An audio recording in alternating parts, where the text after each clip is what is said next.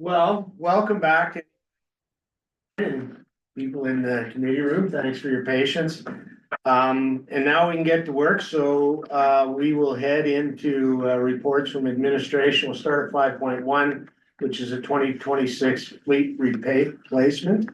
And with that, I turn it over to administration. Thank you, and this one will go to Mr. McLaughlin. Good afternoon, committee. So at the November 25th meeting, you passed two directions. One to bring back more information about the garbage truck, and the other to remove the second conference vehicle from the fleet replacement for 2026. So we've put together this RFD. It outlines the different options for the garbage truck. So we can either keep the existing truck, delaying the capital purchase, and we've outlined what the additional expenditures that we'd recommend be included in the operating budgets if you decide to do that. We have the option of buying a new truck and keeping the other one as a critical spare. This is our recommended option. Again, so we would be decreasing our contracted services, but increasing our maintenance costs to keep the old truck on the road, which we're recommending would be a net decrease of $3,600 to the budget, so pretty minor. And then option 3 is we buy a new truck, but then dispose of the existing truck. And we've outlined what the financial implications would be to do that. One of the questions that may come up is on the salvage value of the truck. So the way our finance works is when we sell a piece of equipment, if it sells for more than our amortized value, then we actually make money. But if we sell it for less than the amortized value, then we actually take a loss. And then even though you're collecting money from the sale, it's actually a loss on the books, and it hurts your net income. And so just for your knowledge, the current amortized value of that garbage truck is $198,000. So I'm pretty sure if we do sell it, we'll sell it for less than the amortized value, and it would be a loss in the books. And then we re-summarized all the purchases planned in the 2026 fleet replacement. So just so you have that breakdown again. And with that, I'll take any questions. Councilor Nelson. So in option 3.4, it talks about needing to increase the operational budget by 15,000. Why would that $15,000 not also be part of option 2?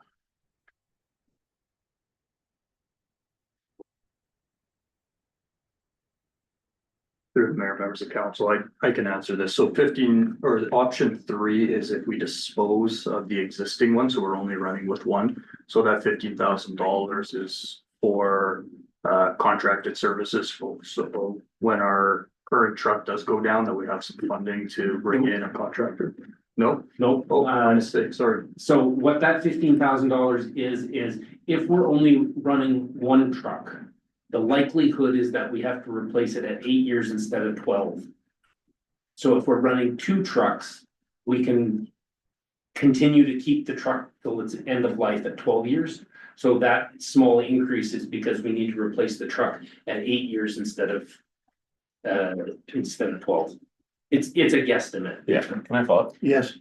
So I guess operation, I'm trying to figure out how we're not changing service levels by running 2 trucks, and how we're going to, like, who's going to drive it, who's going to, like, it to me it seems like a change of service level if we're using 2 vehicles. We're not going to actually run 2 trucks at the same time. It's to have the critical spare. So if the main truck goes down, you have another one to hop in and hit the road in. So you're still only gonna have one garbage truck on the road at any given time under all the options.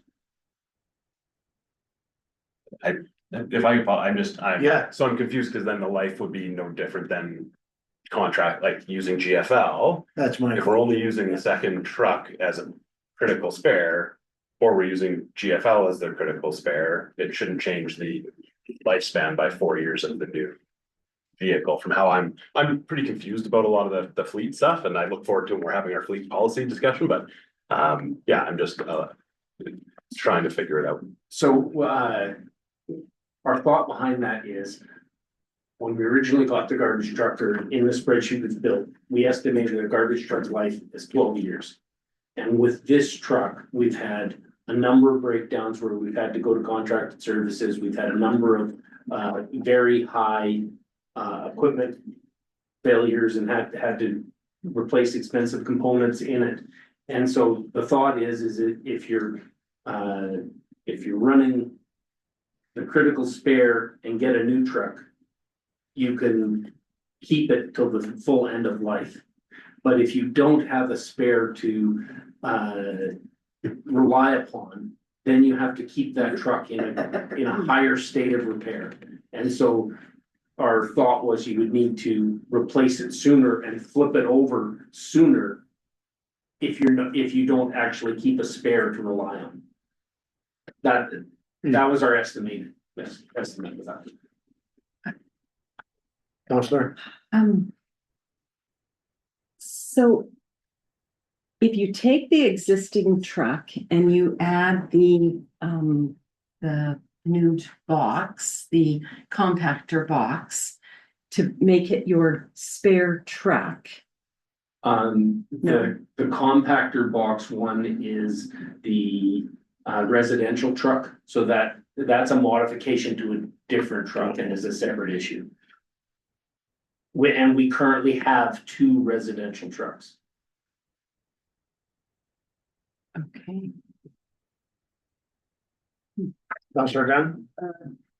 To Director McLaughlin.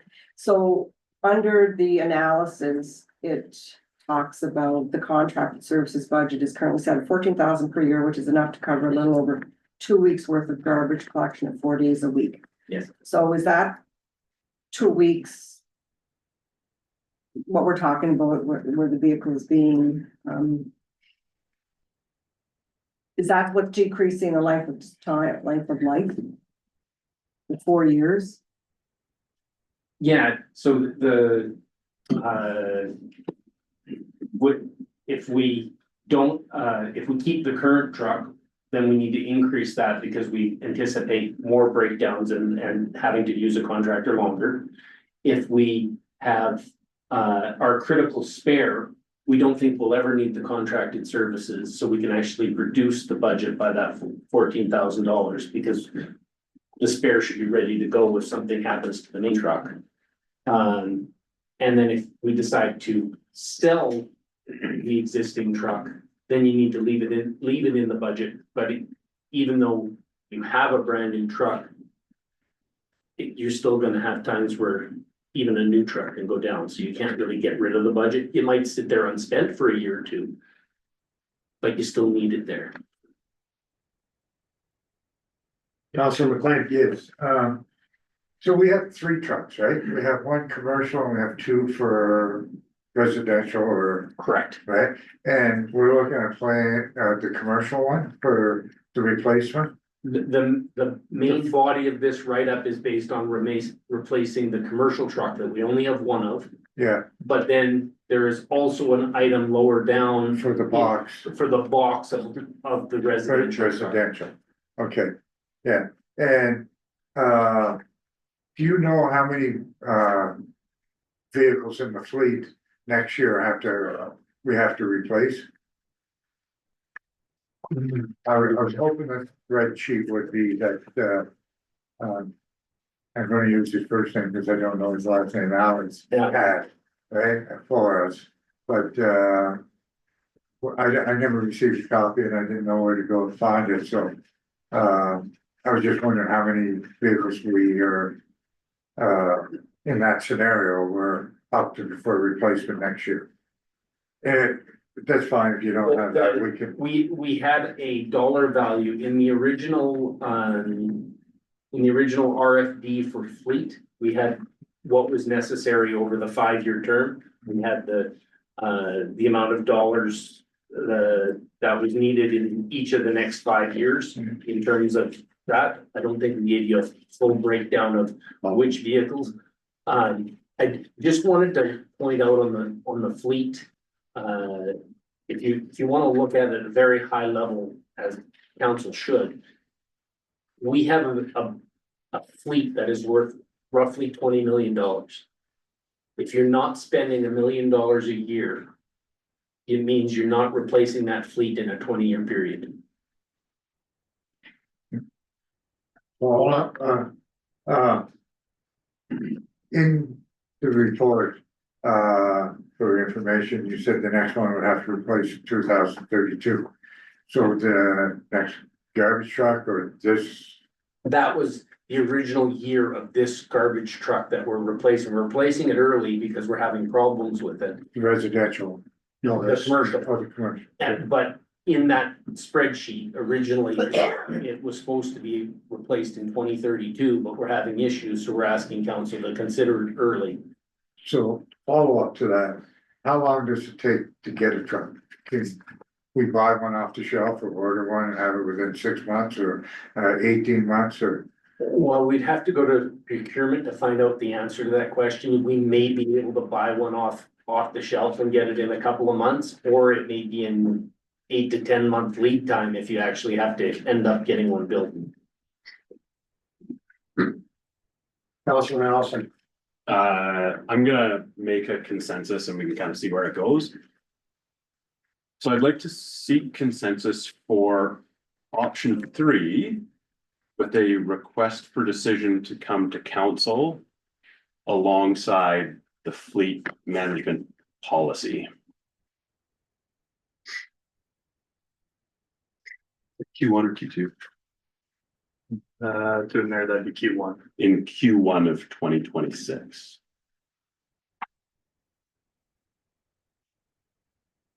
If possible, get those up there. Yeah. Okay.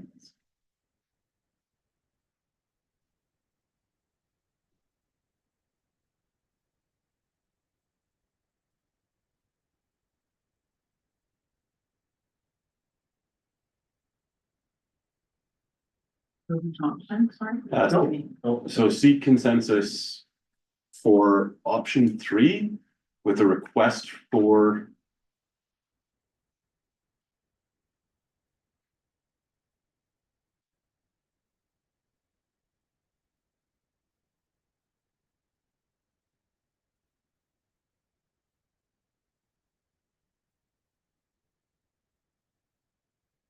Yeah, request for decision.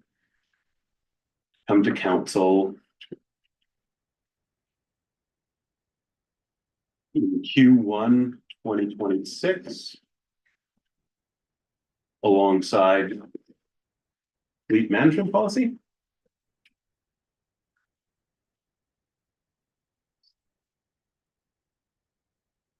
But if I could speak to it, I don't know what best practices are in today and with our council. I don't feel like I'll be confident with understanding the short-term, medium-term, or long-term implications of this decision as part of our budget process, and understanding that we have a fleet management policy coming down the pipes. We got a bunch of different information 2 weeks ago. I feel like we'll have a lot of questions and a lot of areas that we just don't quite understand with fleet management as a whole. I do think we need to do something. And option 3 is from where I stand, where I'm most comfortable with. To delay this, to have it in the budget, but then delay the actual formal decision until we can have this broader fleet discussion, to me is where I find the most likelihood of making the best decision. Thank you. So I have a question then. So are we saying we wouldn't sell that current truck until we look at it again? Correct. It's kind of like, if it's waiting for a grant, we don't make that decision. See, with that, I'm comfortable, because when I take a look, it seems to me that it's a wash. And to have that truck sitting there to positively impact levels of service, I'm good with that. As long as what we're saying is we're gonna take a look before we get rid of that truck, I'll be happy to support the motion. Sorry. Sure. The other part, if council is more leaning towards option two and wants to amend it to option two, I'm totally amenable to that as well. I'm most comfortable with option three, but I think option two is also fine. Understanding if we're having this bigger discussion in Q1, we can make those changes with more information, because I'm not confident with either option personally. Councilor McLean. Yeah, so just to be perfectly clear, so we're just talking about replacing the truck at 480, right? And we're not dealing with the box yet, That's on the residential side of things. the town residents. But we'll be talking about it down the road. Whether we keep the second truck or get rid of it, Okay, essentially. Yeah. Councilor Charlie. Just so that I can be clear, is there really much difference between option 2 or option 3? Whereas really we're not moving on either or until the policy comes back, and then we can ask more questions. So really, there would be no benefit to adjusting that motion. But we're buying a new truck. Right, yeah, okay, no, I just wanted to be clear. Administration. Yeah, through the mayor, and Trent, please jump in if you need to, but I believe there are operational budget impacts to whatever options we choose. I believe that as the motion is written, we would want to budget in our operating budget to accommodate for option 3, and I believe that's an additional 30,000, correct? Yeah. 15 additional plus 15 for contracted services, so an additional 30,000 to the operating budget. Councilor Dunn. I'm not really sure what to say, but I would like to amend it to look at option 2. I feel it's important to have that spare. Let's vote on this one, rather than getting into the Okay. mess of amending and I guess, I mean, from my perspective, if this is gonna cost us another $30,000 in the budget. I'm probably as happy to go with option 2 with an RFD to come forward in Q1. Counselor. Yeah, I'm still not clear on what the difference is between 2 and 3. From 2, we a keep the financial. truck, 3, we get rid of it. But we need to budget an extra $30,000 if we get rid of it. 20, because we have to put 10 for it after, so it's 20 additional. But if we want to take the lowest operational impact one, and it's option 2, I'm totally happy with that. If we want to make a formal amendment, I'll vote in favor of it, so. All right, Whether it's friendly or council, unfriendly. we have a motion on the floor. Any other comments as it relates to the motion? She made a motion to amend. Oh, I just do want to correct something, that option 3 is an increase of 15,000, but we're leaving 14,000 that's already in the budget. So 14,000 is already in the budget, but with option 3, we're recommending you increase it by 15,000. all right, then if you want to move to amend, Yes, All right. I may have not said it that way, but Through the mayor, if I could, just procedurally, I think that an amendment to go with a different option will fundamentally change the motion that's on the book. So I would just vote on this one, and then I'd make another motion. all right, Councilor Nelson. Move to withdraw. On the acceptance of everybody here, council? All right. Councilor Dunn. okay, I'd like to make a motion that committee seeks consensus for option 2 with an RFD to come to council in Q1 2026 alongside the fleet management policy. Great motion. Thanks.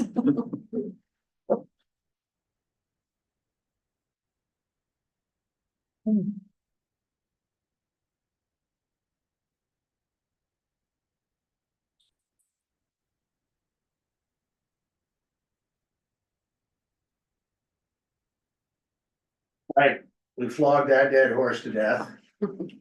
So any additional questions with the change, council? All right, with that, then I called the question. The committee seeks consensus for option 2 with an RFP come to council in Q1 2026 alongside the fleet management policy. With that, please vote. Good. Councilor McLean votes in favor. All right. And with that, then we will move on to the draft capital budget.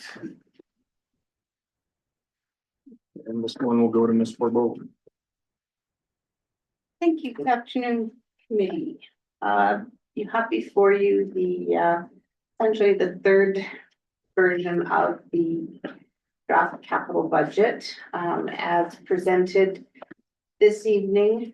Total capital projects, for 2026 would total $14,892,908. Of that, $12,385,000 is carried forward, and about half of that carry forward amount is covered by grants, and there's another $1 million for the second part of Beaver Boardwalk, which is grant dependent. So that's on your carry forwards. New projects for 2026 total $2,507,908. And of that, approximately 1.5 million is covered through grants, the LGFF grant, which is an allocation grant that comes to the town.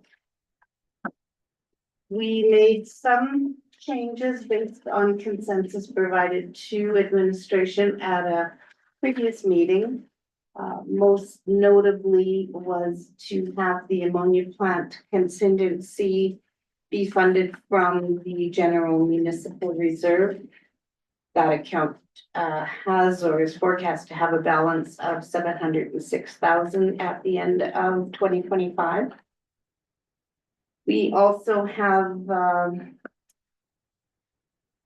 phased, I can't think of the word, phased the fire hydrant maintenance over 4 years, resulting in 315,000 a year, of which that will be anticipated to be paid for through the LGFF funding each year. Mascot replacement was moved to 2027, and we are making a presentation to the HIAC committee so that they can deliberate on this and have a report to council before the end of their term in June.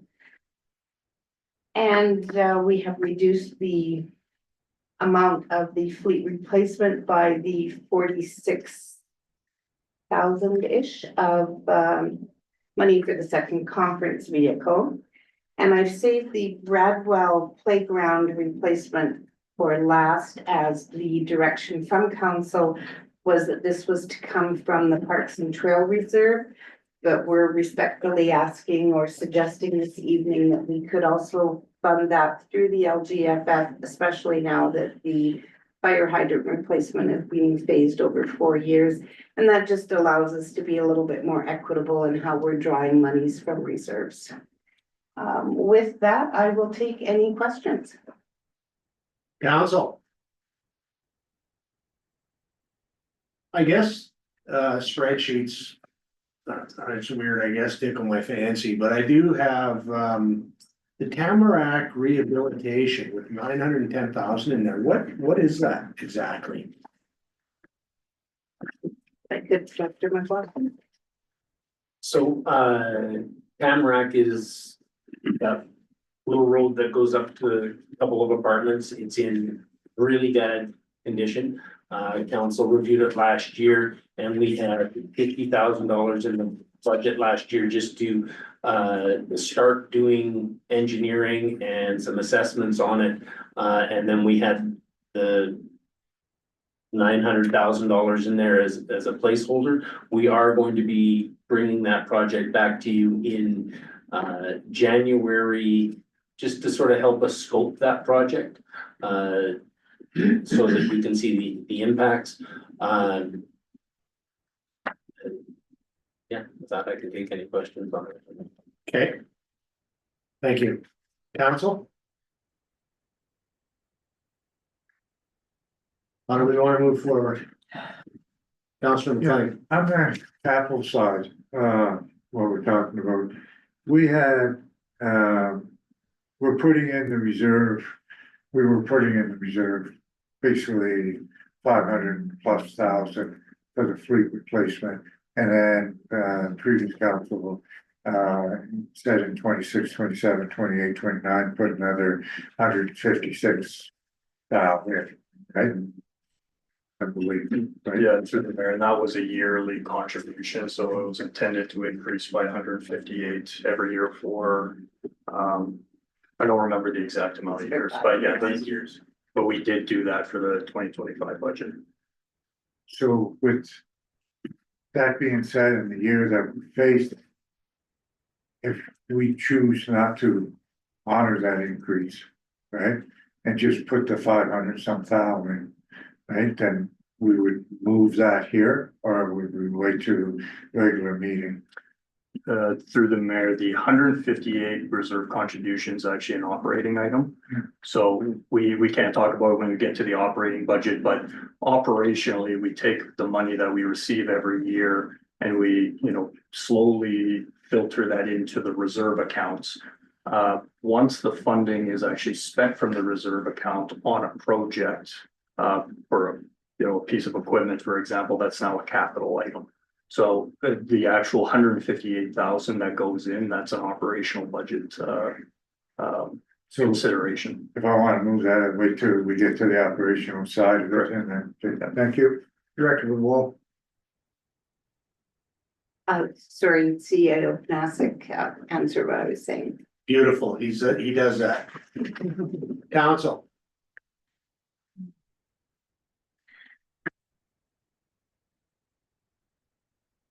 We want a motion, or we're gonna ask some questions, what do we wanna do here? Councilor Nelson. Like, seek consensus that committee refers the presented draft capital budget to the regular council meeting on December 16th, 2025. If I can speak to it, we spent a great amount of time on capital, and I feel like the capital is the easier stuff to understand in a lot of ways. I think it's been really good project background and justification, and outside of that fleet management piece, I feel like everything else is relatively straightforward, and I'm comfortable for this to come to council. And if there's new things that happen between now and then we'll address it then. Thank you. Okay, council, motion on the floor. Any comments as it relates to that? Seeing none? Oh, Councilor Chambers? Comment, question? No, I was good. I'm in support. I was just gonna make the motion. So, Okay. I'm good. I support this. All right, and with that, then I call to question, the committee refers the presented draft capital budget to council on December 16th, 2025. Please vote.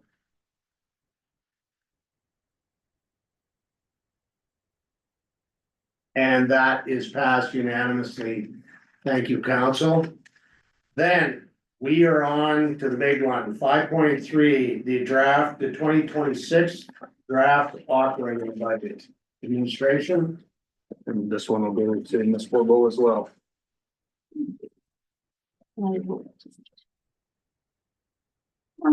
So before committee this evening is the 2026 draft operating budget. Just a brief summary of some of what we have gone over this past number of weeks. We are showing a little bit of a decline in revenues, just over 1%, and that is predominantly due to the reduction in investment income, small reduction to franchise fees, as well as transfers from reserves to fund operating projects. There is a little bit of decrease in some of the user fees. But important to note overall that the consistency in our grants, and particularly the 3.1 million that we received from Yellowhead County, the revenue sharing is well received and an important part of this budget year. For the expenditures, again, just a slight decrease in expenses. What has been presented in the operating budget are some boring projects, collective bargaining, diesel exhaust monitoring, which supports our health and safety program, some additional funding for encampment remediation, firefighter training program, facility fire safety upgrades, the increase of costs for the town utilities, and some spray patching on our roadways. There is really no changes to the level of service with this item being brought forward, but I will note that a number of debentures were paid off in 2025 or will be paid off by December 31st, 2025, which also helped to mitigate this from being a more robust budget than is currently presented to you. From prior meetings, we had,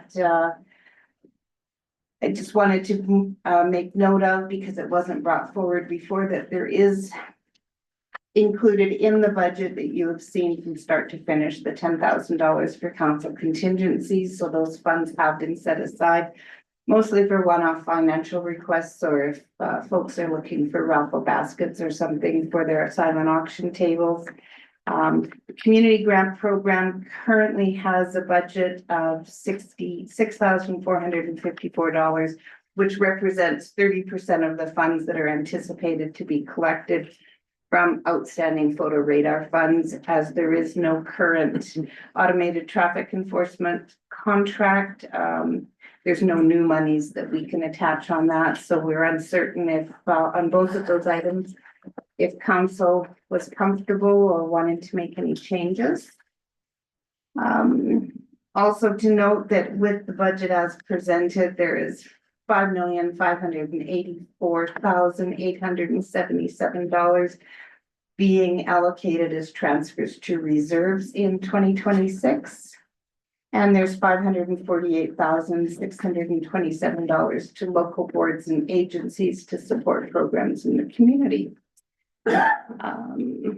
We have attached the library presentation, which is $625,811, and that is part of the Parks, Recreation and Culture information received. Also included in the package for you was a number of graphs to hopefully give you a little bit of context and some historical, as this is council's first time of seeing, or many of you are first time of seeing, the municipal budget. We took liberty with two items and have presented them on the overall spreadsheet.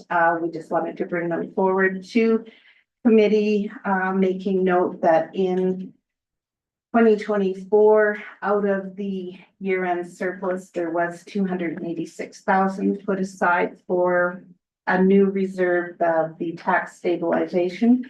Just wanting to bring that forward to council, that that is an option for you if you wanted to be using that. And we also took the liberty of suggesting that we remove the water subsidy OBC and put the fleet increase of 158,000 back into the budget. As presented in the final column on the December 9th committee meeting draft operating budget, it would be a 2.17% increase over potentially for tax rates over the budget for 2025. And with that, I will take any questions.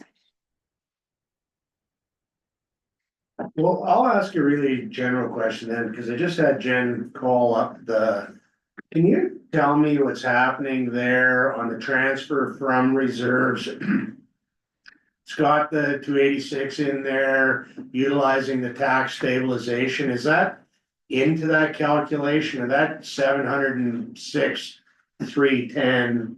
I think is the number, 705,310. Is that inclusive of the 286, or what's going on over there? So that is through to all of the committee, that is including, so the December 2nd column is where we ended at last time. The December 9th column would be if you were to use the funds from the tax stabilization, it would increase the revenues, so enable to decrease taxation. I see. So we have included that in there. The 250s is showing the expense and the revenue that could also come from reserves to fund any water, wastewater projects. Okay, thank you.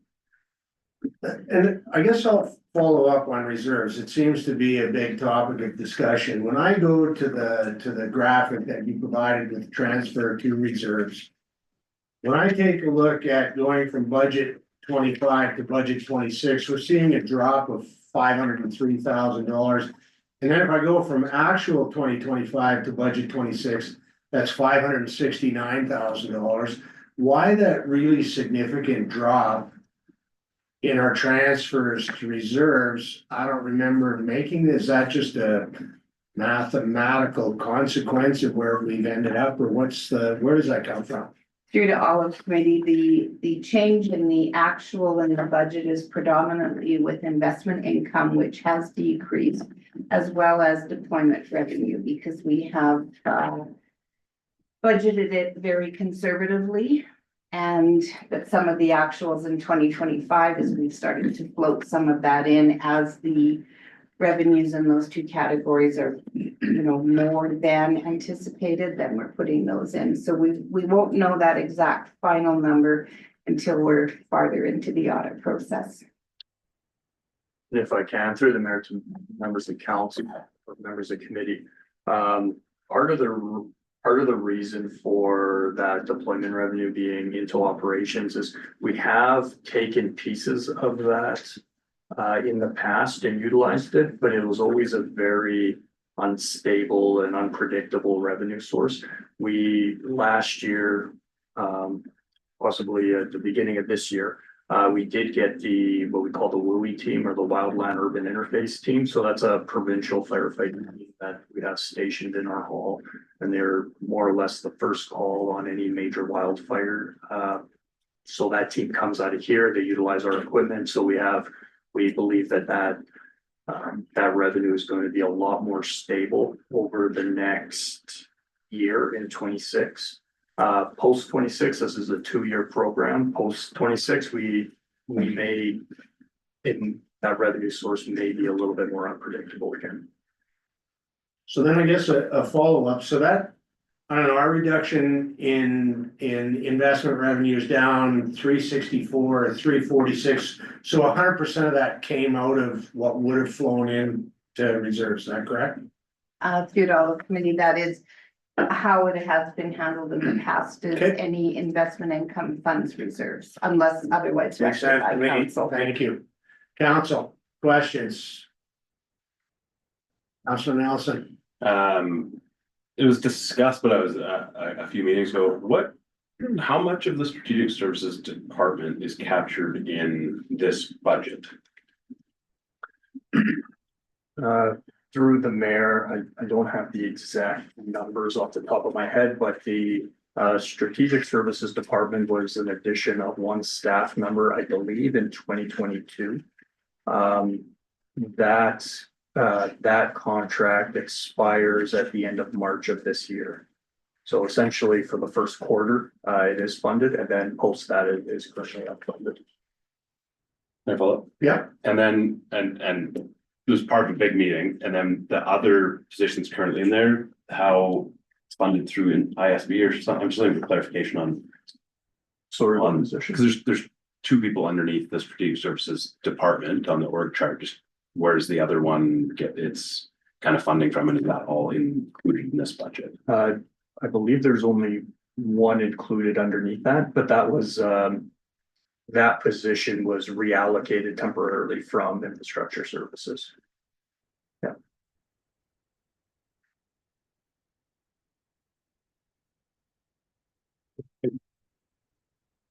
Council?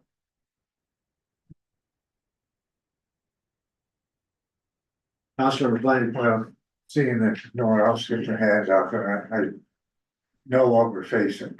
And I believe it's too high. Right, and I don't know if this is the proper place to start, asking. Happening. From the, operating budget, but I'm gonna seek consensus that we remove the $158.20, $245 contribution increase in the, fleet reserve.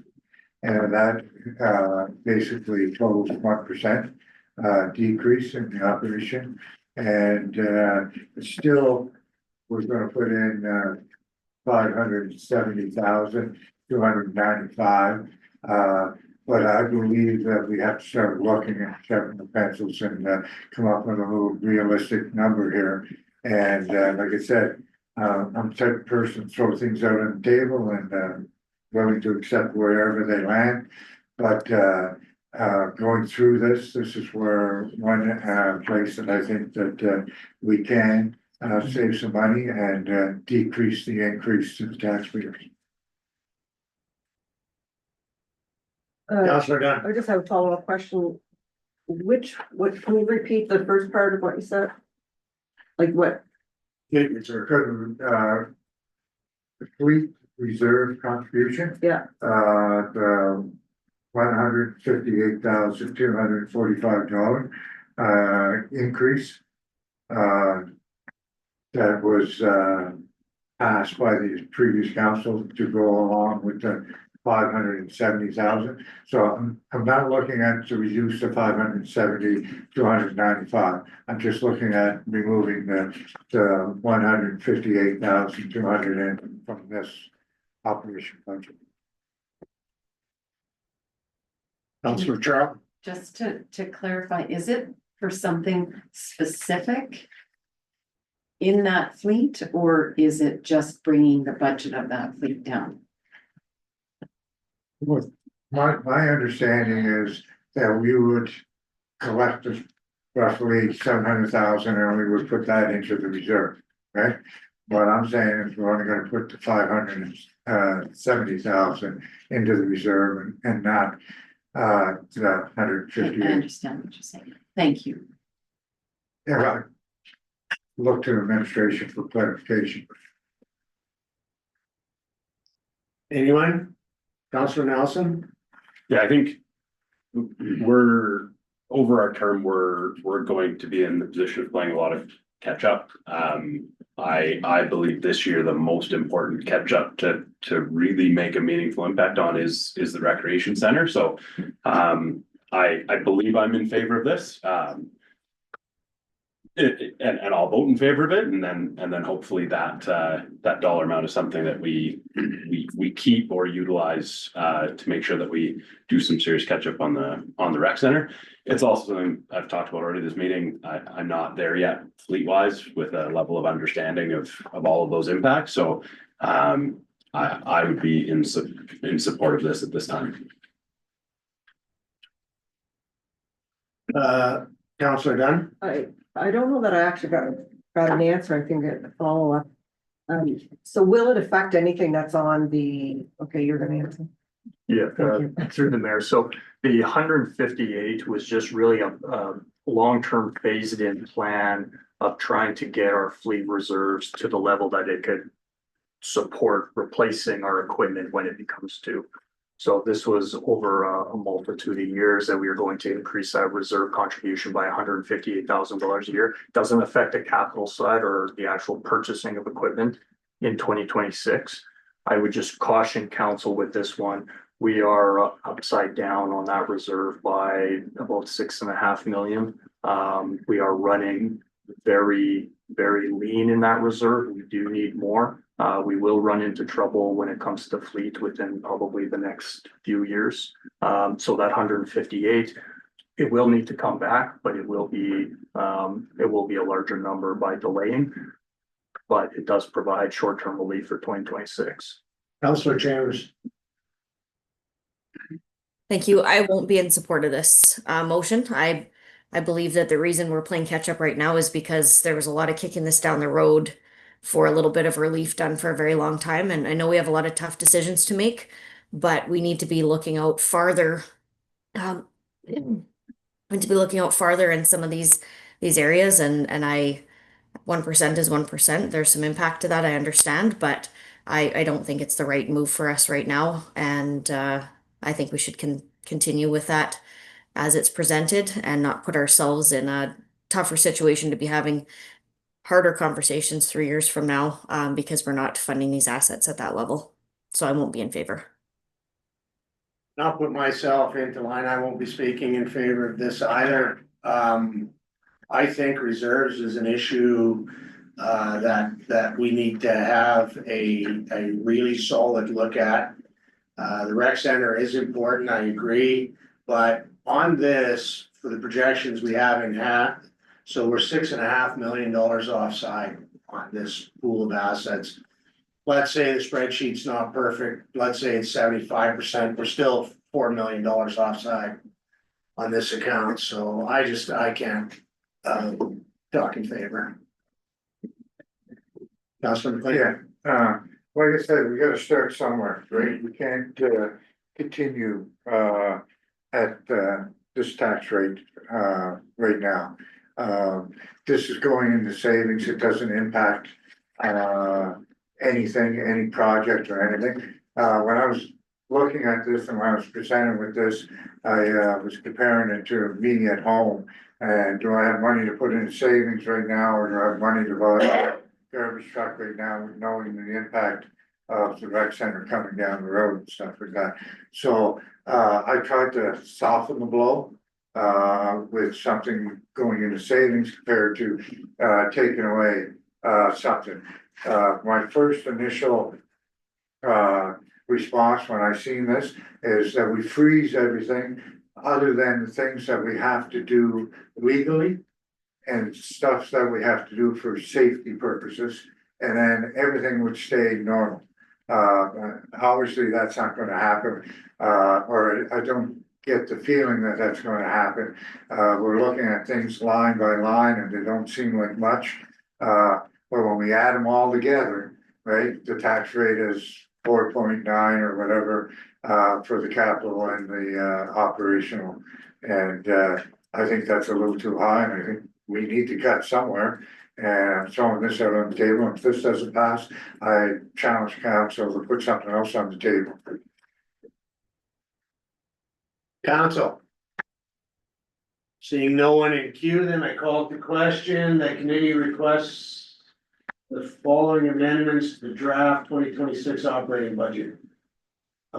That committee seek consensus to remove the contribution to the fleet reserve of 158,345 for 2026, and with that, please vote.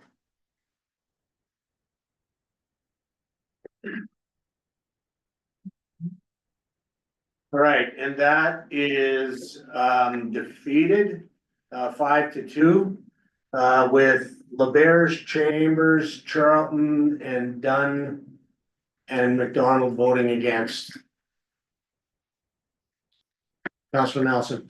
Just for clarification, there's been a lot of numbers around as it stands, because there's tiny little notes in different spots of the spreadsheet. As it stands right now, if we were to approve the operational budget, what would the tax increase percentage be? Through to all of committee, it would be 2.17%. Thank you.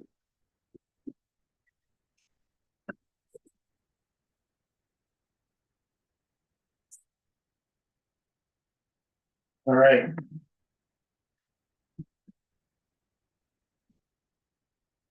Oh, Councilor Chambers. You're quiet up there. It's very unusual, I know. I'd like to make the consensus that committee refers the draft operating budget to return to council on December 16th, 2025 as presented. I think there's been a lot of talking, a lot of research done. There's some good opportunity using our tax stabilization account, which certainly seems to have I struggled with using it so quickly. However, I do think that is providing quite a bit of relief at this moment, and I'm happy with what I see. Councilor Nelson. I'd like to move to table the motion. If I speak, I have one other operational one, motion to me. I did have my hand up as well. I would just rather it come back to council as ready as clean out of this meeting, rather than making that motion at regular council. So I'm not against the motion, but I would just prefer everybody have a chance to make any amendments that they would have first. I think that's good process. So procedurally, how do we deal with this? We have a motion on the floor. Yeah, and just to, through the mayor, members of committee, just, if everybody's in agreement, we can just table it and we can have further discussion and we can come back to that motion. Or if there is opposition to tabling it, then we can, vote to table. If it's approved, that motion is tabled. If it's defeated, then we'll proceed to the motion as presented. All right, let's vote to table.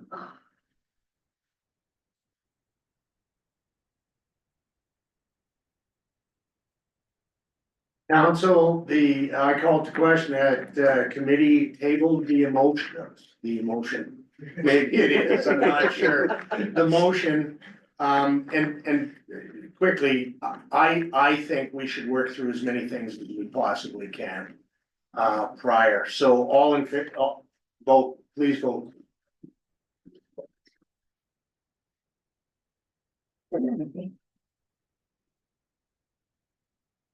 All right, and that is passed 6-1 with Councillor Charlton voting against. Councillor Nelson. I'd like to move that the library funding be reduced to 605,811. A reduction of how much? Reduction of 20,000 from the ask.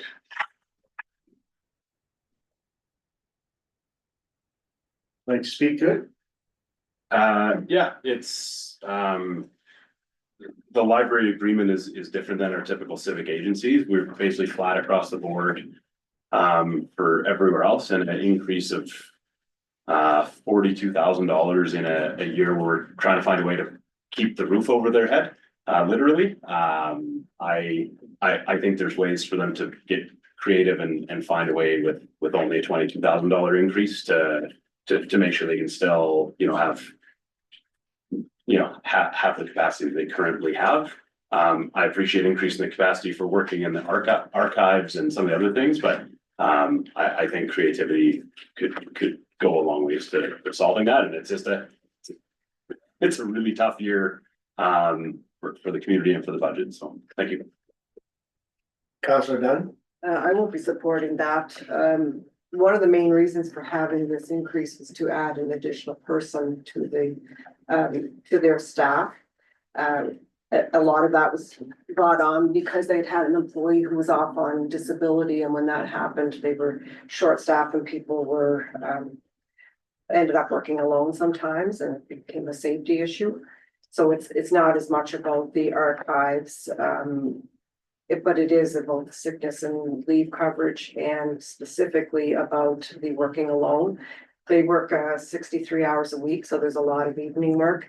And when they didn't have that person in the evening, they had to have their regular staff maybe change their hours and come in and work into the evening. Now we've got our CMP presence there because there are some unhoused people sometimes coming over to the library. So I believe that funding is necessary for the library. Well, I'll put myself into line. I'm speaking in favor of this. We moved from 2023 from 488,000 to 625,000. It's a compounded rate of 28.2% over 3 years. It's 9.4% a year.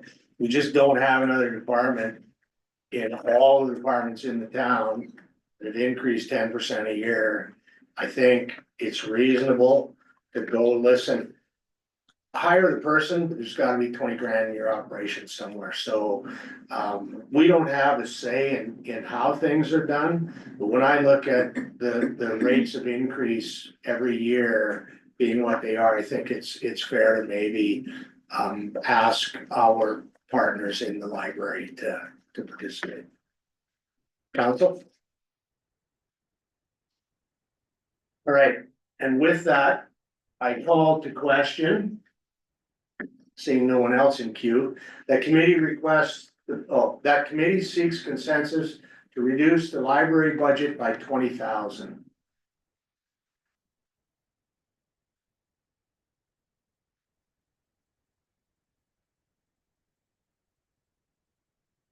And that is passed 5-2 with Chambers and Dunn voting against. Thank you, council. Now, before we on table the motion, any other thoughts, comments, questions? All right, so can I get a motion? Yeah, just a thought or whatever. I don't think we've gone far enough, right, on this, right? And, you know, again, I don't know how much work this would be or whatever, but I know a lot of the boards that were on that, document, as in the library and the museum and everything, asked for an increase, or some of them have asked increases over the 2025 budget. I'm just wondering, is there any appetite to freeze it at the 225 and remove the increases from the budget? I guess my preference would be to leave this until we get into regular on the 9th, and hopefully people are coming forward with more ideas than that, Councilor McLean, because I'm with you. But I mean, just maybe council, I put it out. We just don't have the information here as it relates to is my concern with it, is dealing with it without the information being available to council in the package and to the public. I just like more conversation and more ideas put out on the table. You know, I'm trying, and some of my ideas obviously get defeated, but I'm open to suggestions to look. 100%. Councilor Nelson. If I could respond, one of the challenges this year is, you know, we've been around the table for 2 months. We weren't here for those presentations. We were here for the last budgets. When it comes to civic agencies or town budgets, a lot of what they're most valuable for is driving forward council's strategies and priorities. We haven't done that either yet. So this year is going to be very imperfect because we haven't decided what our priorities are and what our strategies are. You know, we're down close to 2% before we factor in the rec center, which is, you know, admin came up with no additional positions. Most things were flat across the board. Like there's not a lot of, you know, special things happening with this budget. And I think we could knock lots of things off if we needed, but we also don't know how those are going to either support or contradict our strategies. So it's an imperfect year. And I look most forward to having the next budget support our strategy and our priorities and what we've kind of heard and are bringing from the community to formulate the next budget. So I share your concerns, and we still have an opportunity next week or still today, but I shared with one other councillor today, it's almost been a very challenging budget for me, because usually there's a few things in there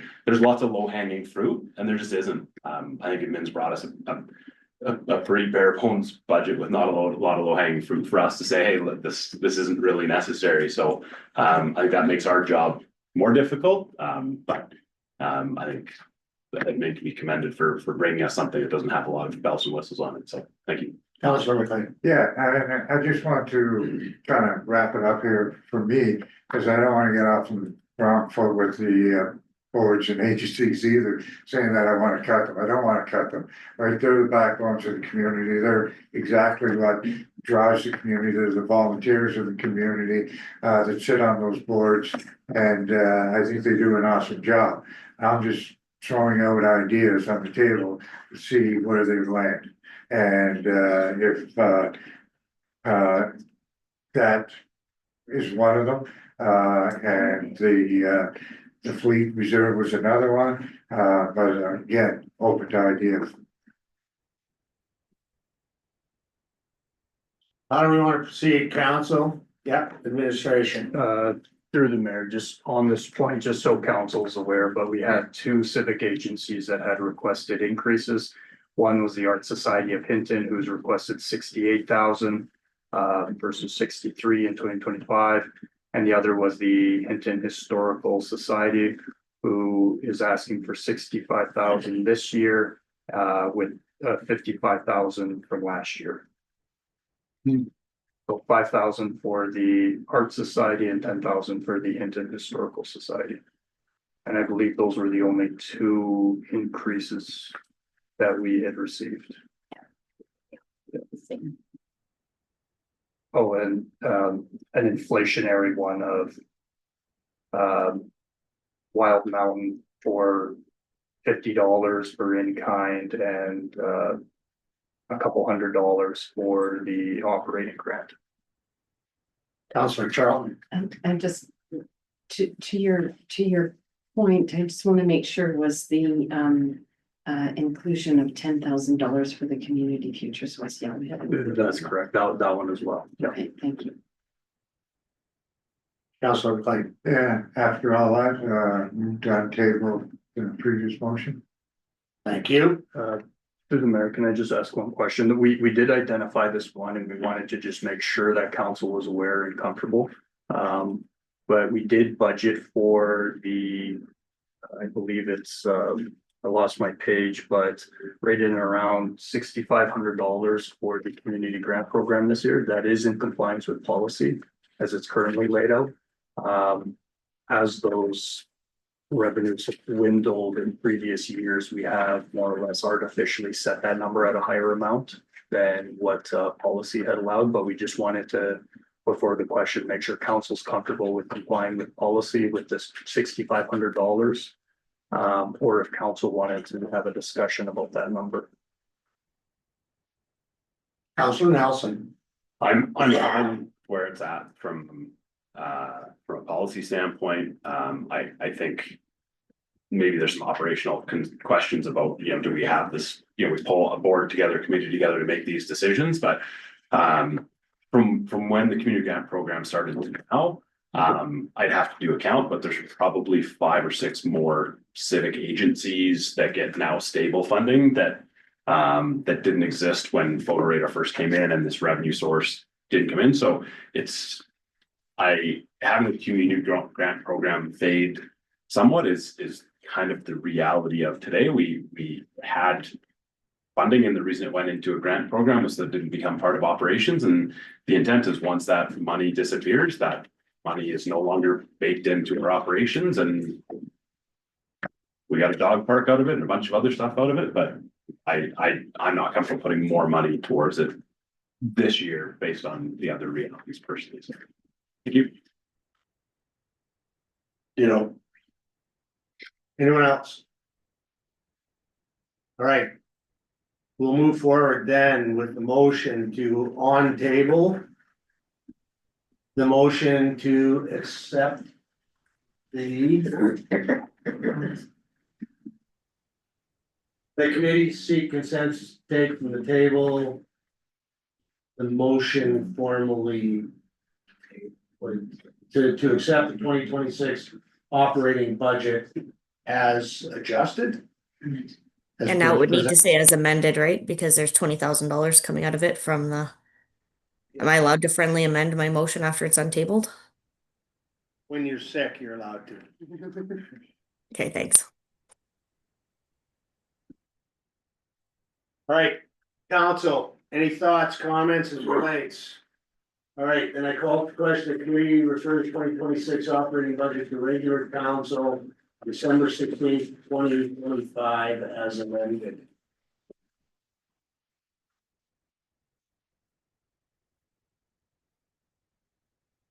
And that's passed unanimously. Look at everybody getting along. All right. 5.4, the easy one till last, the recreation center modernization. Administration. Thank you, Mayor, through the rest of the committee. So on this topic, administration is really looking for two directions. One is we would like direction on council's preferred outcome, regardless of what we decide on the funding portion. We believe that that's an important element for administration to know, so we can make more economical decisions when it comes to our existing recreation center. You know, even if council does not decide to fully fund one of the three options, good understanding of where we're going will be very beneficial for us in order to make strategies moving forward and such. During the 2025 municipal election, at the direction of council, we had conducted a plebiscite for the voters to provide input on the question on the future of the recreation center. The plebiscite results showed the most favored option was option 3, build new. Option number 2, which was expand, and that came in second.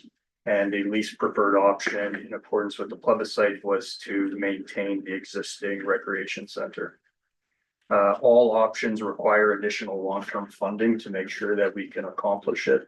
So, you know, regardless, you know, we would seek to have decisions over the next little while, so we could fund any option that council chooses over the long term versus sudden spikes in required revenues. Our current facility, over 50%, is in poor condition, so future major reinvestment is going to be unavoidable within the next decade. A decision on the intended outcome and the funding allocation will allow us to plan financially and manage the existing building appropriately, and to be able to build a path forward, and most importantly, to be able to effectively manage the risks of a project of this magnitude. We did have a very, you know, large risk section in the OBC that identifies all of the different things that we need to keep in mind when making this decision. But with that, if there's any questions from the committee, I'd be happy to answer. Councilor McLean. Yeah, so I guess we're looking at two decisions. One, which option, and then 2, how much. And not necessarily have to be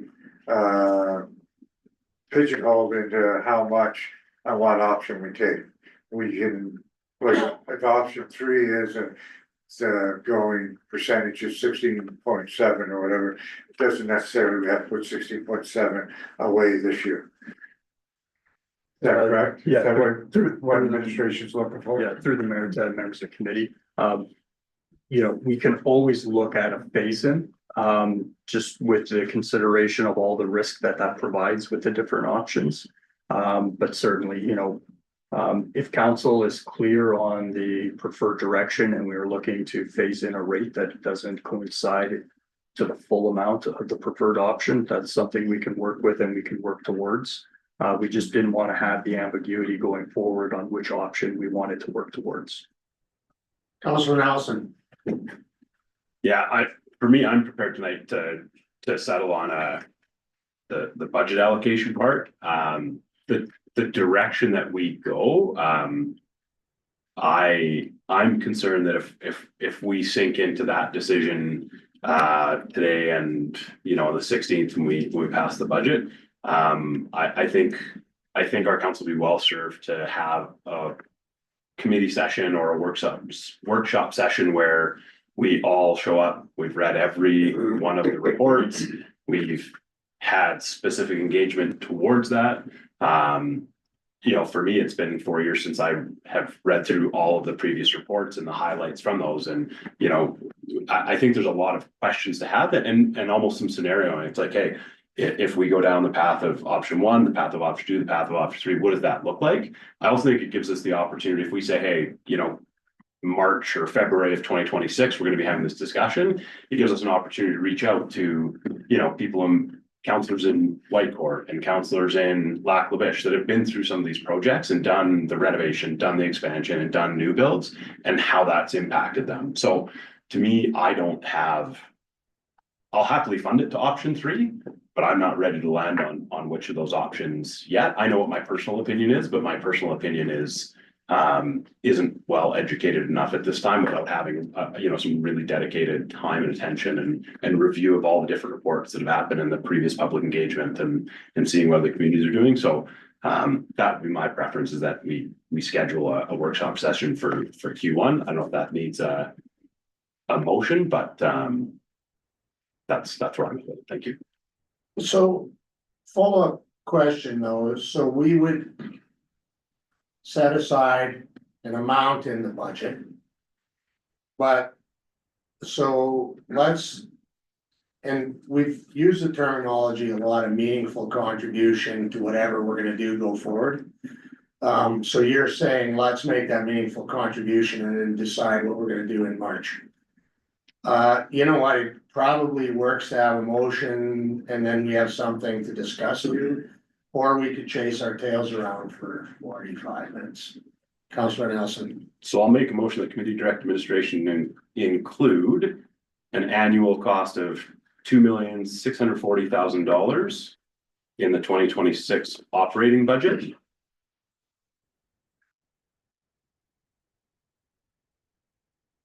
And that options be brought forward in Q1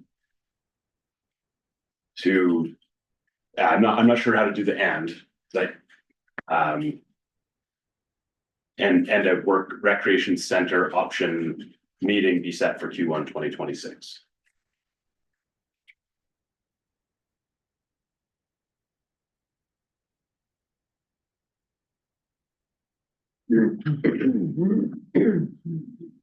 I have no idea what I said the first time. So. And brought forward in Q1. Yeah, options be brought forward. So I think modernization's option be brought forward in Q1, I think would be fine.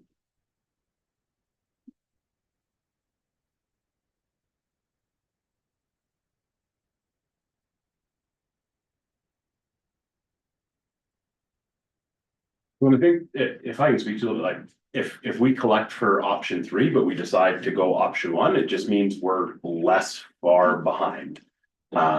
We have nowhere near enough money to do any of the options.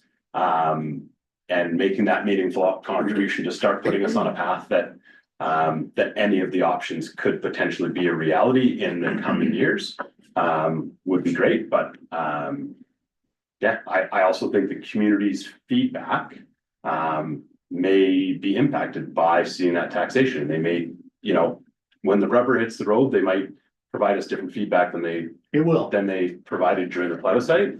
And I'm good with that, right? And I want to have those conversations.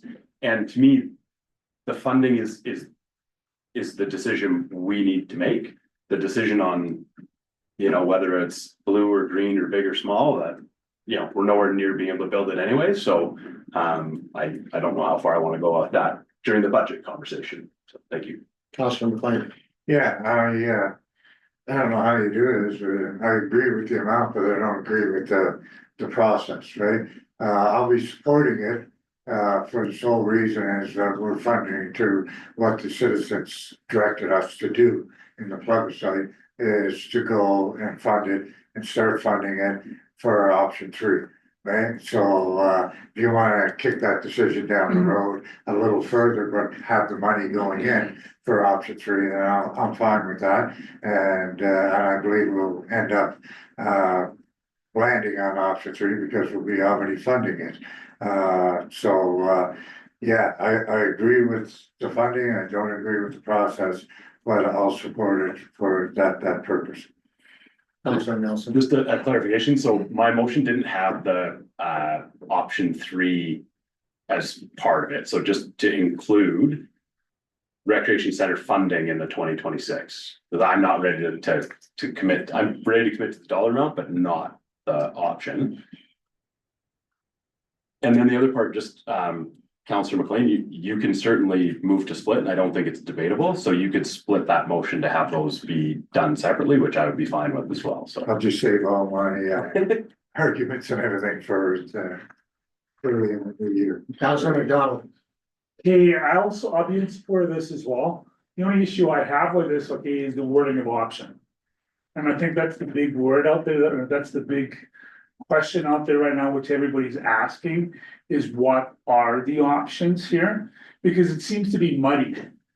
Okay, like what people don't understand, which is 1, 2, and 3 and everything. And I think we need to be coming forth, if we're gonna put an amount out there, to be coming forth with better clarification of what 1, 2, and 3 are standing for and what people are wanting to get, because the question is we're gonna throw money at something, we wanna know what we're gonna be getting. And people are wanting to see, you know, I know in the past we have got, like we've done studies and surveys before on the rec center. Ideally, what I would love to see is to see all those options that we've gone through in the past 10 years, made available to the public. You can say, this is what we've worked towards, you know, and then, you know, then getting into the next step, which is, you know, maybe possibly putting a recreation advisory board together of all of the user groups. So then we can actually reach out to the members as well. Thank you. And then you're next, I guess. Do you have a comment first? CEO? If I could, a few things is all of the previous studies and design is public on the Recreation Center portal project page. And the other comment I was gonna make is when it comes to timing, it doesn't have to be now that we need to make the decision, Q1, sometime this next year. But the only point I was making with that is at some point in time, you know, there needs to be clarity for administration and how we maintain this existing recreation center. Part of the problem we've had historically is, you know, we have talked about this for a very long time. And at no point in time has there been clarity on how do we manage the existing recreation center? Are we just trying to keep it alive for 10 years? Or are we, you know, trying to reinvest in it to lower the overall cost over the long term by keeping it? But those are the really big distinctions that will, you know, dramatically affect the budget and the amount of funding going in. But anytime this year, if we make that decision, so we can make an informed plan for 27 is perfectly fine. I guess my comment is the clarifying element to this for me is, are we gonna expand it or replace it? I think it's too early to go out and decide what we're gonna build. I mean, had we designed the rec center 10 years ago, there would have been no capacity for pickleball in there.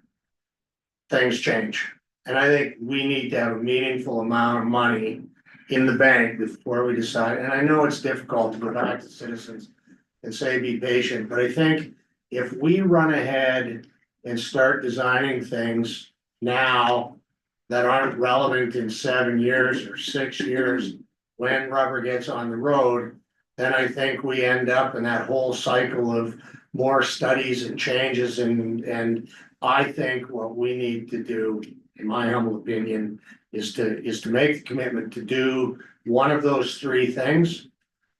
And let's have citizens decide, and I like the idea, Councilor McDonald, of putting together user groups to come together to decide what that is. I just think it's too early for that now. Councilor Charles. Did I interrupt? I just some clarification is, I think what you are asking is that there needs to be some direction as to whether we're putting good money after bad or vice versa. Just because if we are going to be doing some maintenance to our existing recreation center, that maintenance may have to happen now in order to keep that maintenance going. So I think that that's what you're trying to get from us is some direction that we need to know if we're maintaining that or not. So I just wanted to clarify Yeah, that. and through the mayor, that's correct. You know, if we make that decision in 26, that is perfectly acceptable because we want to move forward in 2027, either with a, you know, a larger batching of things that need to get done soon, or, you know, very minimal bare bones, but you know, that'll inform our plan going forward. I think the recreation department is getting very sick of me pushing off some of those projects until this is clear. But at some point, we'll need to make that decision to be able to meaningfully move forward and make smart financial decisions with the current recreation center. Councillor Chambers. I won't be in support of this motion. I feel the numbers not palatable right now, and I think we can still make a meaningful contribution towards this that moves the needle without jumping straight to the most expensive option. I'm a more of a option 2 proponent personally. I think that there's a lot of work that we can do to make our existing facility a bit more user friendly. You know, do a few upgrades, do a few things in there. I think regardless, we're gonna have to do them no matter which option we choose, but I do agree with, you know, coming back, you know, next year to have some discussions. I do agree with Councillor McDonald's point about, you know, maybe talking to some of the user groups, but I don't agree with the dollar figure that's been presented. I have a question first and then to you, Councillor Nelson, then done. What's the tax increase of this number right now? 18.31. Okay. 2,640,000. Okay, Councillor Nelson, I'm good, thank you. Councillor Dunn. Oh, I think I'll change my question now. So that 2 million that we have up there represents 18% increase. Correct. Plus. Is a percentage to the rate. Oh. Yeah. So not an increase to citizens' taxes. Yes. Yes, Correct, plus a 2.17. correct. Okay. So You wanna go on from there? I don't think so, not really. and Okay, yeah, through the mayor, just so I can clarify it. That may change the taxes by that percentage that we were referring to. But there's also the assessment data, so it all depends, but just so council's aware of what that. You know, because we talk in percentages, but very few people actually understand what that means, so if combined with the motion that is put forward. Or that has been put on the floor, plus the baseline budget of around 2%. You know, at a $400,000 residential parcel, that's roughly $38.33 a month. Councillor Dunn. So I would be in favor of option 3, but I'm worried by delaying it. What will that do from your perspective? With maybe grant applications or anything that we can share to the public if we're delaying it? The mayor, it's a difficult question because it would depend on how long we're going to delay it. I think that, you know, grant applications and things of that sort. I think would be less of a risk. We do need to be showing that we're making a meaningful contribution to get this done. But I would say that really the impact is possible delay in the timelines that we would like. Because again, with the rec center, the big risk that I see is if we're not funding it appropriately, trying to make this palatable for everybody while trying to keep our debt load down as much as possible, because even at the number presented at the 2.64 million, we are still looking at a debt principal of about 47 million. Our current debt capacity is currently at 42 million. That is also tied to revenue. So with this, that also increases our debt limit. But there is a significant amount of debt or risk when it comes to trying to manage our debt over the long term. So we could get a little bit more aggressive on the front of the project to lower that, but phasing in, it could delay things, or we have the risk on the back end where we don't have the capacity to debt fund this. Good. Right, I'm a little nervous about the amount as well. I think we're talking about options. I think 2 or 3, I think 72% of the people who voted at the plebiscite voted for one or the other of expanding or replacing. I think the I don't know, call it sticker shock, that amount in my mind, is too high. Councilor Nelson. Yeah, I think we have a few options. So number one, if there's a motion, I put it up there so we could have some really serious debate. And I'd happily accept a motion, whether that's a dollar amount or saying a total combined tax rate increase of X%, whatever number council's more comfortable with. But the biggest thing is it's gonna need to be paid for. 100%. So if we reduce it this year, we probably have to then next year and the year after, similar as we're talking about the fleet reserve.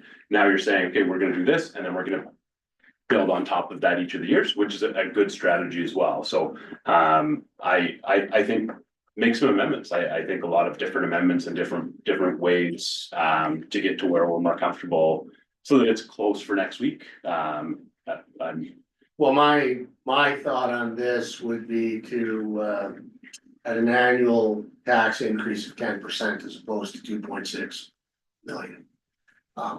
And if I could speak to that, and you would, well, or we would probably vote on this, is there's some citizens who can afford, and there's some citizens who may need some time to adjust their budgets. And so if we step up and say, listen, it's 10 this year, but there's another 8 coming next year, I think we need to spend a little more time on our 5-year budget than we otherwise have, so that citizens aren't calling bullshit on the numbers and the discussion that goes forward. If people want to do this, it's gonna cost money. We need to decide rec center, no rec center. But I do think there's a portion of citizenry who really will need some time to get their budgeting house in order as it relates to moving to that. That's my only thought. Councilor McDonald? The 10% including everything, What do you mean? when you said the 10%. So how much would 10% raise? 1,449,753.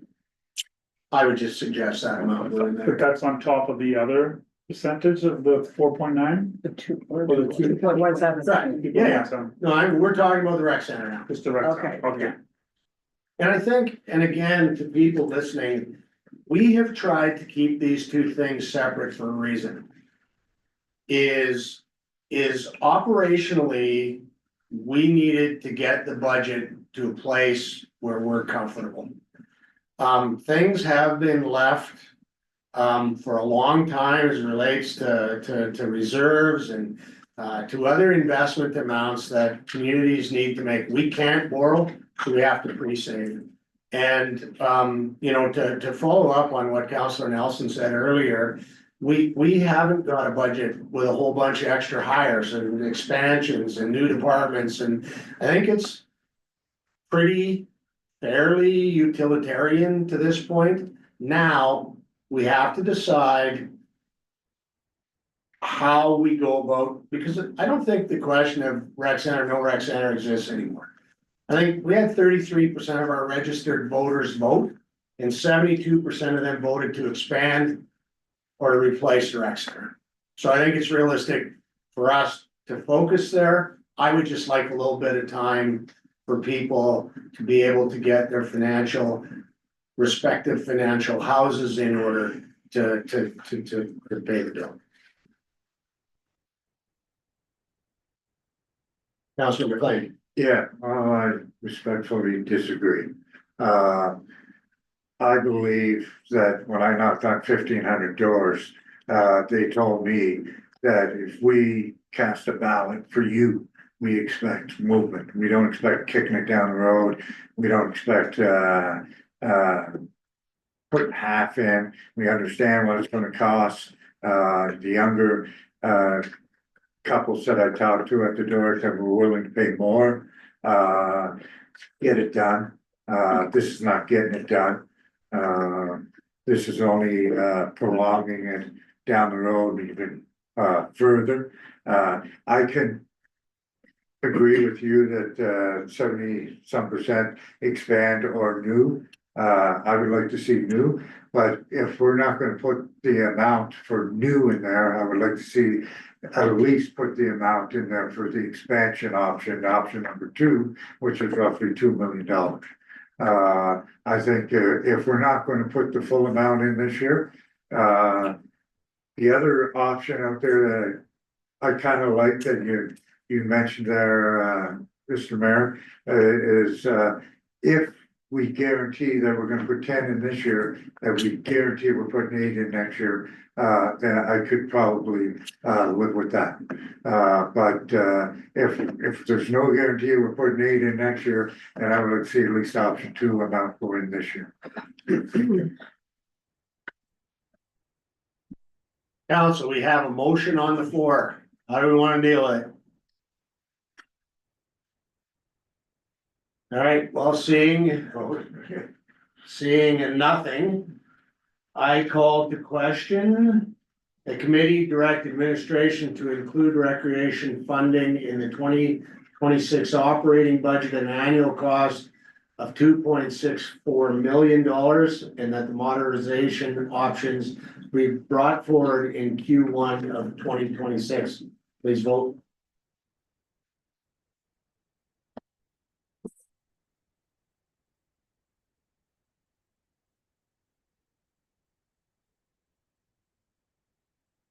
And that is defeated 4-3 with Dunn, McLean, and Nelson voting for, and LeBairs, Chambers, Charlton, and who's on the bottom? And McDonald voting against.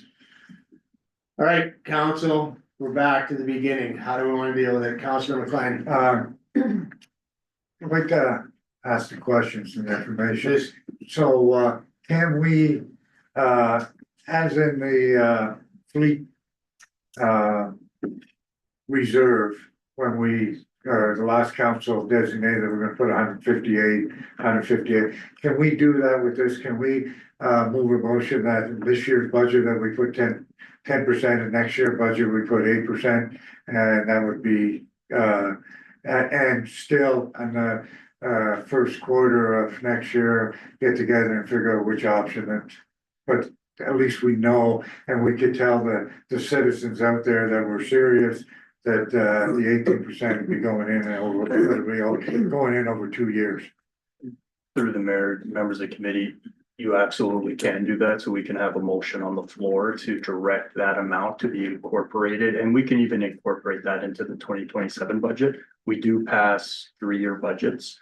But just so council knows that those budgets are ratified until council directs us to do so. So council will always have the ability, and there's no true way of locking in that decision. But I do believe that a motion like the one that you described shows a pretty strong intent in where we're going. And I think that that would be appreciated and that's additional clarity. Councilor McLean. I would like to see consensus that we move, that we put, include 10% for the recreational, in the operating budget of, 2026. And that we designate another 8% for, in the operating budget of 2027. That would be. And options to be brought forward. And options to be brought forward in the first, quarter of 2026.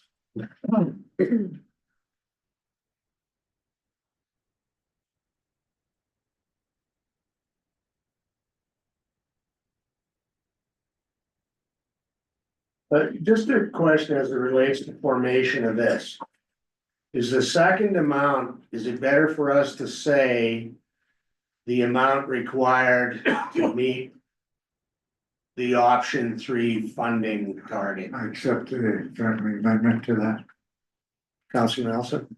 I believe the 10% is like 149 and change. I wonder if, especially because we're talking about long-term implications, I wonder if we make it 1.5 and then we can work from there on other dollar amounts with an additional 500,000, whatever the additional amount is, but because percentages, we also haven't passed the budget, so we don't actually know what the percentage Correct. is until we pass the Are budget. you happy? And I'm coming to you, Councilor Dunn. I just wanted to make sure we got the motion as close to right as we possibly can. Councilor McLean, are you okay with that? Okay, to include 1.5 million? To see, Yeah, or, so council, the exact number and is 1.449. So if we could even just say 1.45, which is just about bang on, rounded up a couple $100. So change 10% to 1.45. Yeah. Million. can we change the 8% to Yes. the dollar figure to? Yeah. And the 8% is 1.2. Just under 1.7, yeah, No, so that would be 10 plus 2.17. but it's 8% on top of, if it's a percentage. then- Correct, no, you're correct, yeah. I want 144, correct? Be about one. Yeah. We need At to get 8%, it's 1.152. no, but we need to get to 2.6, right? 2.64. Yes, 2.64 is 18.31.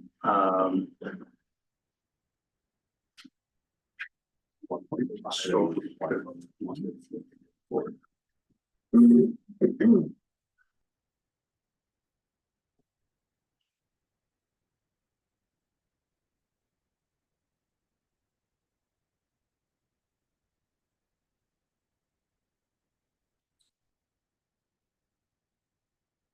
That would be 1.19 million. Yeah, that makes more sense.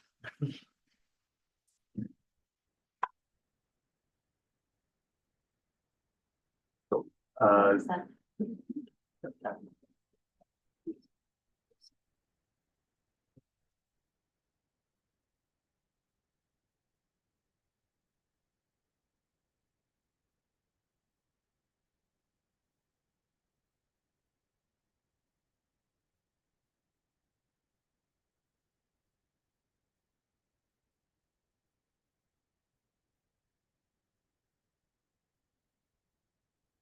So Councilor McLean, since this is your motion, do you love what's up there?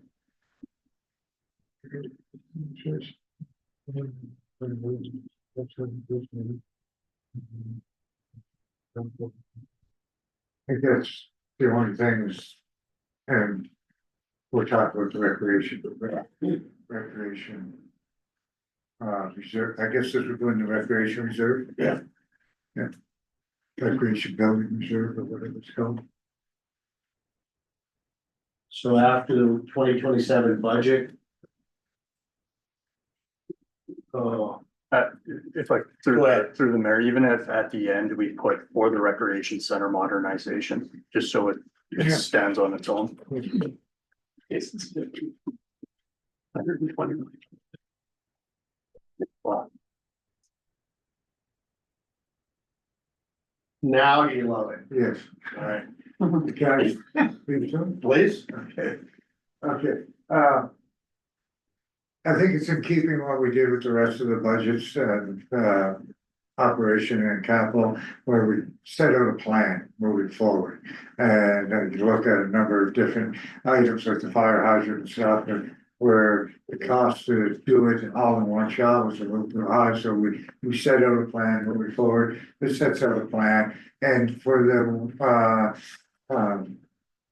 taxpayers and citizens that hit, just a reminder, until we show other provincial, federal governments and other agencies that we're serious, they wouldn't, look at us for grants and funding. So this shows that we're serious and we're moving forward, and, early in the new year, we'll, settle on exactly what that looks like. CEO Panasek. Through the mayor, just for the implications, so if we're talking about a $400,000 residential home, so per household, that'd be approximately, combined with this motion along with the base budget, of about $269.50, or about $22.50 per month.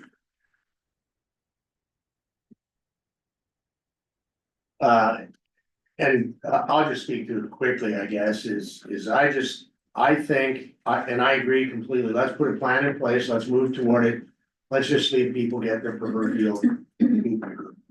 Councilor Nelson. Yeah, I'll be in favor of this. Understand that we still have another week to make further amendments. The concept of acclimatizing to a tax rate is important. I also hope that a lot of the people that talk to me on a regular basis or reaching out to council, you know, we hear a lot about the people who don't want things, you know, but it's the people that work all day, go straight to after school sports, go straight to the rec center, go straight and work shift work. And oddly, the people who want to spend the money now are the people who are represented the least, because they're the ones that don't have the schedules that really allow for it. So I know where I spend most of my days, and I know that there's going to be a lot of people very disappointed with this, even though I think everybody understands how much of an impact that will have on people's households. So, but the biggest thing for me, this is a meaningful contribution. And that's the biggest first step. And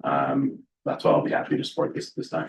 Councilor Dunn. I'm just wondering if we should have something else in there about after 2027, like whether it's how we're moving forward or something in there. It just looks like it ends in 2027, the way it's reading. I guess, though, it doesn't, like, Okay, because it'll be that amount every year okay. well, for is 10 that- years. Okay, does that, can we read that in there, though? Like, is that clear, I guess? What I'm asking. Administration. Yeah, through the mayor, so the dollar amounts that we've been talking about and the options were based on an equalized funding formula, so one increase, and that should maintain for approximately 40 years to pay for the asset. So we shouldn't have to change anything as of right now, other than revisiting this periodically in order to make little adjustments, because these are all based on, management projections and estimates that, we will need to make sure that that's refined. But I think that that's clear for now, but we just know that that's going to be part of the process to revisit this every couple of years. Okay, thank you. Council? With no one in queue, then I call the question, that committee direct administration to include 1.45 million in the operating budget for 2026. And designate another 1.19 million in the 2027 budget. And that options be brought forward in Q1 of 2026 for the Recreation Center modernization. And with that, please vote. And that is supported unanimously. Thank you, council. And that draws to a conclusion, reports from administration, and then, excuse me. We move on to reporting. And council report starting to my left. Councilor Charlie. Okay, I had the pleasure of attending my first Community Futures Board training on Thursday. Along with Councillor Nelson, had the opportunity to meet, two counselors from each Edson, Jasper, and Grand Cache. It's just interesting to hear the conversation around the room. I think there's going to be some really good work done with Community Futures. I'm really looking forward to learning more. It was quite a learning day, but it was finished with a really nice camaraderie evening, so it's good. It's really good. Thank you. Councilor Dunn. And nothing to report. Councilor Nelson. Yeah, I too was at Community Futures. The board elected me as chair, which I think was a bit of relief. I at least have some experience with that committee. It's a very intricate committee where you're dealing with, you know, putting on events and loans and collections and, you know, funding Jasper recovery and COVID recovery. So I'm looking forward to chairing that. It's a very big job, but the work that Community Futures does both locally in our region is huge. And I look at the opportunities we have to collaborate more and more with our neighbors, and Community Futures is a great committee that brings all of those partners together and can spur a lot of conversations that might come to this table as great ideas as we move forward. So thank you. That's all I have. Councilor Nelson, or McDonald, Nelson's done, forget him. Nothing to report. Councilor McLean. And I have nothing to report. I start my committee meetings tomorrow, so, I sort of bumped in, you're so quiet and I'm not used to it. But I'm going to spend the next 3 days together with Councilor Chambers as we learn how to run, well, she knows how to do it, she's gonna teach us how to run Evergreen, so. That's my upcoming committee. And Councilor Chambers, what have you been up to this week? I have nothing to report. Just sneezing. Just sneezing. Yeah, sneezing and coughing. And Actually, can I take that back? I just wanted to say I spent the weekend, probably why I got sick, at the U18 hockey tournament over the weekend, and I want to say that the facility was maintained very well throughout the entire weekend. All the bathrooms were open, they were warm. Everyone was cleaning up. It was nice to see the staff out there looking after everybody. The concession was bustling, and I just think the town staff did a really great job. There was lots of positives from the people that participated, and was really well done by everybody there. They were all working around, buzzing around like bees. So it was nice to see. thank you. And I'm sure administration never minds the odd compliment, so thank you on that. All right, and so we have CEO Panasic's report included at the end of our package, but do you have anything to add? No, through the mayor, nothing else to add, but if you have any questions on anything included in this report or anything else, we'll be happy to answer. Councilor Nelson. From our very first budget presentation, the fine amounts for bylaw and policing protective services it sticks with me. So I guess the one question I have is on page 53 of 54. We have 195 enforcement files, but only 1 enforcement tickets. Is that a typical kind of ratio? Yeah, through the chair to the committee, if I can. I can't say whether it is typical. I can say that they have a large variety of complaints that are received.